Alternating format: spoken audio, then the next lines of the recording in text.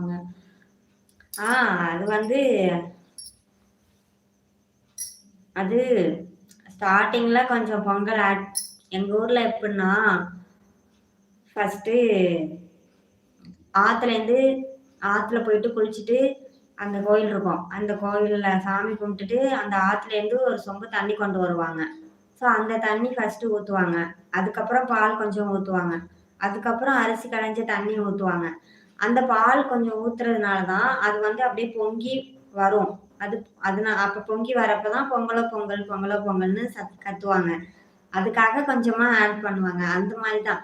மத்தபடி நெறைய பால் ஊத்தி, பால்லயே பொங்கல் பண்றது, அந்த மாரிலாம் நாங்க பண்ணது கிடையாது. எங்க வீட்ல இந்த மாரி தான் செய்வோம். ஹேப்பி பொங்கல் அக்கா. முகமது ஹேப்பி பொங்கல். குக்கர்ல செய்வியா பாட்டா? இங்க சென்னையிலலாம் வந்துட்டு குக்கர் தான். அங்க கும்பகோணத்துல தான்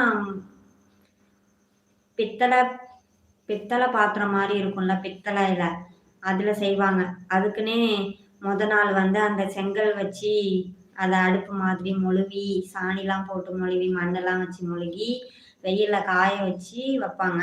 அடுத்த நாள் பொங்கல் அன்னைக்கு அதுல கோலம்லாம் போட்டு, ஆத்து மணல் கொண்டு வந்து, அத வாசல்ல வந்து கரும்பெல்லாம் நட்டு, போர்வையெல்லாம் போட்டு, அத அப்படியே ஒரு இது மாரி மறைச்சு கட்டி, திண்ணையில அந்த மணல் கொட்டி, அது மேல தவிடுலாம் கொட்டி, அது மேல அந்த 2 அடுப்பையும் வச்சு, அது மேல அந்த 2 பானையும் வச்சு, கொல்லையில இருந்து அந்த ஓலை, பாலை, கூராஞ்சி அ அதெல்லாம் எடுத்துட்டு வந்து பொங்கல் செய்வோம்.